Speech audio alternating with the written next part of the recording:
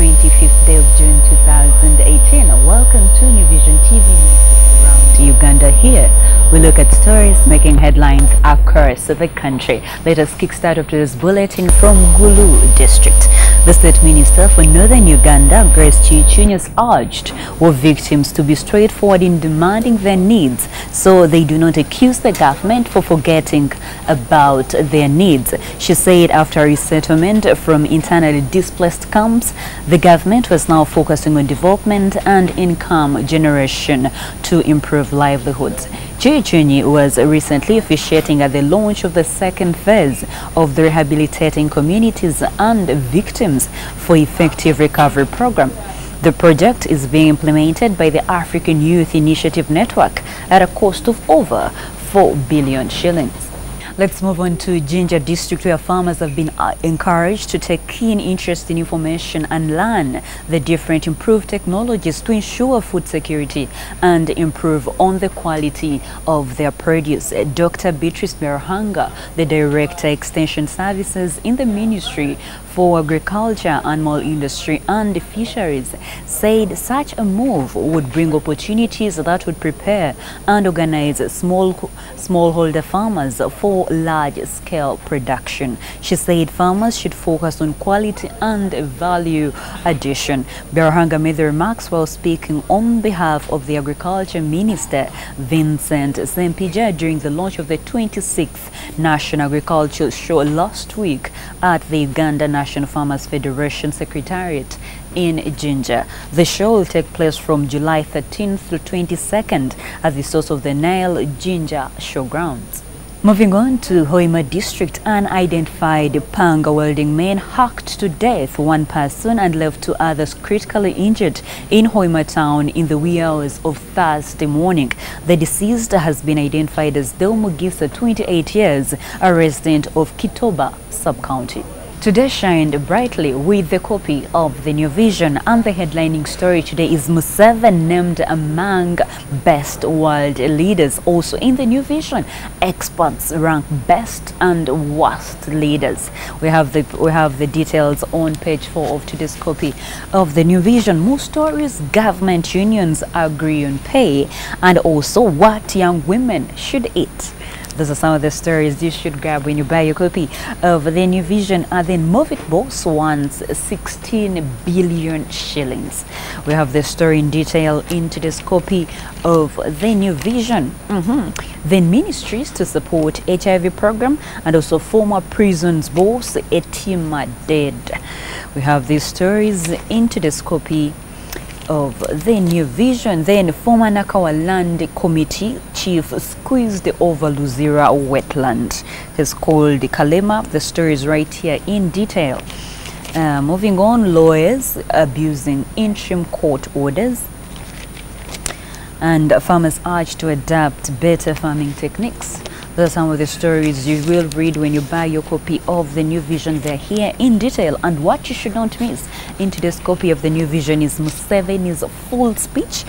This was during the address to MPs on security last Wednesday. We have the full speech of the President of Uganda, Yoweri Kaguta Museveni, in here. So grab your copy of the New Vision and get everything that the President said.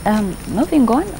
Every Monday we have the infrastructure pullout, and let's see what is making headlines in the copy of the pullout of the infrastructure.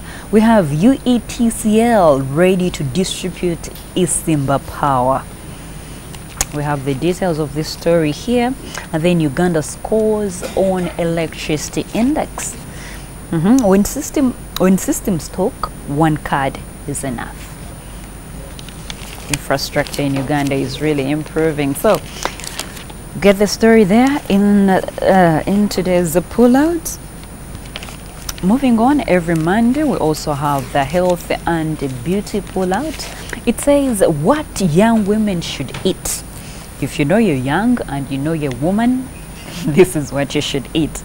Are they veggies, or I see some fries? Yeah, I don't know what that's. I don't know if young women are supposed to eat that, but Your copy of the New Vision is here for you, and the Health and Beauty pullout has your answers. Okay, I see under jobs we have Job Mat, and we see Shine to get noticed at work. These are some of the tips any employee or employer needs to read. And then refugees in Budi graduate with media skills. Oh, that's quite interesting. Okay, let's move on to what's making headlines in the sports docket. And remember, the New Vision paper is your copy for the World Cup champions, and we have all goals as the headlining story today in the sports docket. And also we have a fixture here of what is going to happen this week and how it happened last week. We have Achilles gets it 100% right. That is a story from Moscow. And also hurry up. Okay, these are basically stories that are happening in Russia, where the World Cup champions are taking place. So grab your copy of the New Vision, get details of each and every story I have mentioned and many more that I have not mentioned at only 2,000 shillings. And remember, we are proudly the leading daily. Now let's continue looking at stories making headlines across the country. Let's go to Chibale district, where the police are holding 2 men on allegations of defilement. David Otabong, the Chibale district police commander, has identified the suspects as Fred Semata, 28 years, a resident of Bachusa village, Karama sub-county, and Nicholas Tumusime, 24 years, a resident of Kiribanga village in Bwamiramira sub-county in Kivale district. Semata is alleged to have waylaid a 12-year-old girl as she returned from an introduction ceremony, but she was rescued by a good Samaritan. Meanwhile, Tumusime is alleged to have been caught red-handed by residents defiling a 13-year-old from his house on Friday. We go to Kakumiro district, where the police in Kakumiro are holding 3 men on allegations of poisoning a casual worker. Police declined to mention the identities of the suspects for fear of jeopardizing investigations. The suspects are alleged to have poured poison in a small jerrycan of water that belonged to Cyprian Nsamba, which he later drank.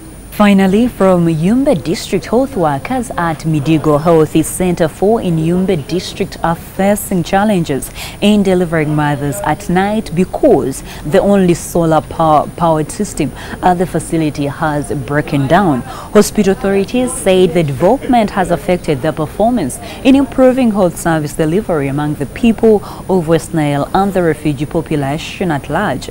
The hospital's head, Dr. Shafi Hamza, said on a weekly basis they deliver over 50 mothers, most of which are refugees.